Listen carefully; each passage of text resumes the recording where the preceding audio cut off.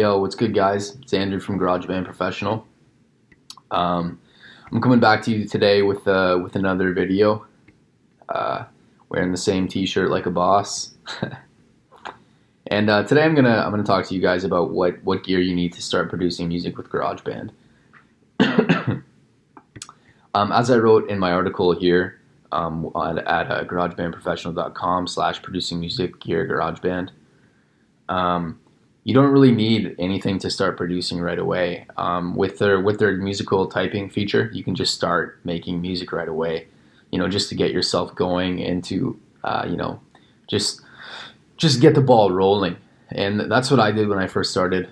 I actually made songs using musical typing and stuff for maybe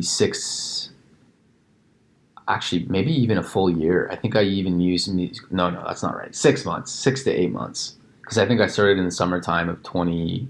I forget what year it was, but I finally got a keyboard around Christmas time. But anyway, yeah, you can just start right away. You don't really need much gear, but eventually there will come a point where you start to be limited by the gear that you have. And so in this video, I'm just going to run through a few different products that you should get, and they are the following: a MIDI keyboard, as I wrote about here. You can see a MIDI keyboard, an audio interface, a microphone, and studio headphones. So a MIDI keyboard that I recommend is the Acorn Master Key. It's the one that I have right here. Um, it's not the best keyboard in the world, but it's inexpensive, and it's 49 keys. It's a great keyboard to start because you're not limited by any kind of range because it's got enough keys. For me, I enjoy having that range in tonality and pitch when I'm making music. I mean, I don't like just having like two octaves at my disposal. With 49 keys, you have one, two, three, four. You have four octaves, so that's more of my style. Um, I mean, you could start out with another keyboard too if you wanted. You could get an Akai Mini, but those are a lot more money. You're going to be paying a minimum of $200 for those Akai keyboards that you see everybody on Instagram using. But frankly, gear is one of those things where it doesn't really matter that much. I mean, it does matter, of course, but I mean, the big thing is how you use it and what kind of person you are and whether or not you're actually serious about making art or making music. Because if you're just, don't be a gearhead. Don't be one of these people that is just always buying new shit because they're using gear as a way to procrastinate, which is what many people do. They got caught up focusing on whether or not FL Studio is better than Logic Pro, or why GarageBand isn't that great, and blah blah blah. But none of these people, I don't think, actually become successful at what they do. I think they just argue with each other on the internet about things that aren't really that important. But anyway, yeah, I wrote about it in my article here. There's more details on what it comes with. It comes with the cable, and then it has a few pots and a pitch wheel, modulation, all that stuff. I'll make sure to link to all these products in the description. But anyway, moving on, I would say another really great thing to grab is the Audio-Technica headphones. Just a studio headphones are a great move. I have these ones right here. I have these Audio-Technica. I have the picture on my website too. These were about close to $100, and they're great. The reason why, you might think at first, well, why would I even need studio headphones? And it's actually pretty important. And the reason why is that studio headphones, while they're not actually neutral, they try to be neutral, and that just means that there's no boost in low or high frequencies or mid frequencies. And so the idea is that they're trying to be neutral. They're trying to give you an accurate, untampered version of what the music actually sounds like. Versus if you use a pair of Dre Beats or other casual listening headphones, they pretty much all of them have the low frequencies cranked. They have the bass turned up to the max. And that's what consumers want when they're listening to music, right? They want a ton of bass, so that's what they give them. But for mixing purposes, I can't talk today. For mixing purposes, you want stereo headphones because you want to hear what the music will sound like on a number of different sound systems. So, for example, if you use Dre Beats, you're going to find that you're probably not using enough low end in your mixes, because when you're using the beats, you think there's already a lot of low end because it has the headphones have the low end boosted.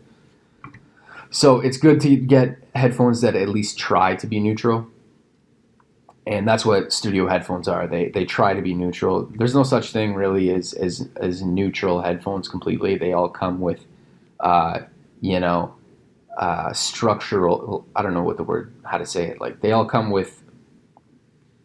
They're already influenced by the way they're built and whatnot, and they have they're not fully neutral, but at least they try to. But anyway, moving on. Another good one to get is I actually don't have it here with me. It's the Focusrite Scarlett 2i2. This is a pretty solid interface. Usually goes for around 150 bucks or so. And I mean, some people don't like Focusrite, but I've had mine for 10 years. It still works great. Um, it comes with a ton of free stuff. It's made out of steel, which is important to me. Maybe not a lot of people care about that, but I don't really like buying stuff that's made out of cheap plastic. It just gives off this vibe of like they're not taking their job seriously or something. But anyway, I would definitely get one of these, and they're good for if they have two inputs, and which means that you can have your guitar hooked up and also a microphone hooked up at once. The more inputs, the better. It means that you can have a bunch of different things mic'd at once.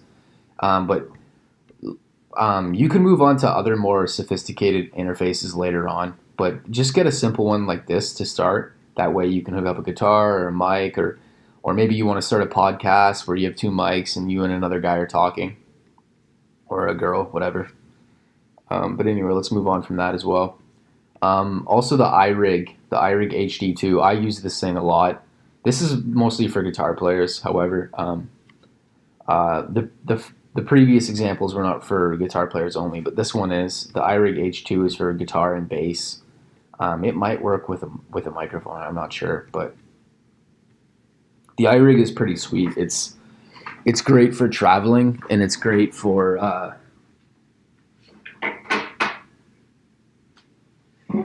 traveling, and it's just perfect because you can just put it in your bag, or I just like the way that you can simply hook it up to your computer in moments. I just have it sitting on my table, and then whenever I get an idea for playing something, I just quickly plug it into my laptop, and then it's good to go. Now, the only unfortunate thing about the iRig is that it's, like I was saying before, it's made out of this cheap plastic, which is kind of a turnoff, but it works great. I mean, the plastic doesn't stop its functionality. It's just, it just gives off that vibe, you know what I'm talking about? But anyway, it comes with the gain knob, which I usually try to have on pretty high, to be honest. With my EMG pickups, sometimes that they're a little bit too hot because EMG pickups, they have they're battery powered, they're active, so sometimes it's a bit too much output. But it also has a volume and then these through and FX button, headphones, all that stuff. Anyway, let's move on to the next one. I don't even remember what the next thing is. Oh yes, the Shure SM58. This is the most popular microphone that people will recommend. It's an industry standard, or the Shure SM57. This is the industry standard of mics. It's a dynamic microphone. It's the most versatile. You pretty much every studio will have one of these. It's perfect for someone who's first getting a mic. For example, if you go into any church, I imagine they have a Shure SM58, and the reason why is because churches aren't the most, it's not like they have the most sophisticated audio engineers in a church. So what they do is they just go to a shop and they say, what's the best mic for what we're doing, and then the shop will just give them the Shure SM58 because it's an industry standard. It's like giving someone a Fender Strat or something like that. But anyway, Yeah, this is an industry standard. You're not going to go wrong with this, and it's only $100, so it's definitely a good choice. In terms of other stuff that you may need, you might actually need. I probably should have grabbed these products before I started the video. Just one moment.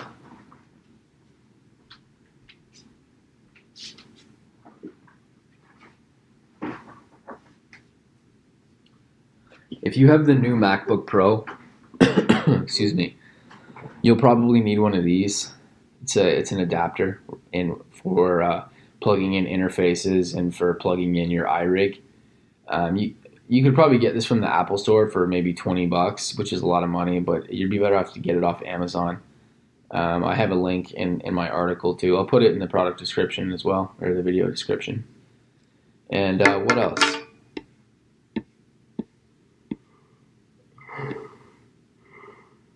Excuse me.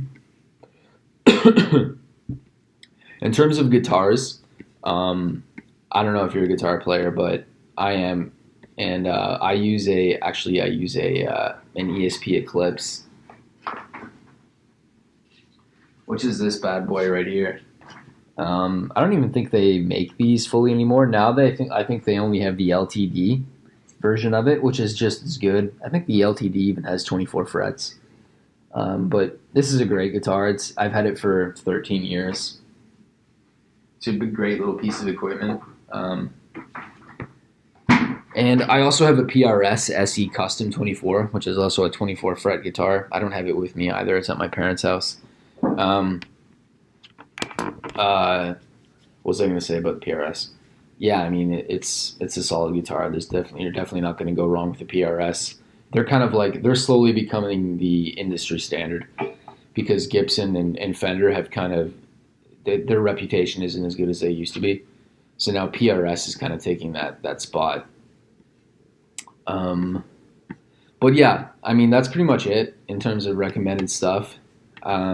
Just to clarify though, the gear that I recommend the most when you're starting out as a music producer is the following. I wrote it down here. You want an audio interface, you want a MIDI keyboard, you want a microphone, and you want headphones or monitors. Headphones and monitors are kind of the same thing. A monitor just means that you're monitoring the signal. So headphones or speakers. But I recommend getting the headphones. Excuse me. Because you can take them anywhere. If you don't have a lot of space in your apartment, it's best to have headphones to start out, and they're also better for traveling. But yeah, that's it. Just an audio interface, a MIDI keyboard, microphone, and some headphones, and that's pretty much all you need for the first.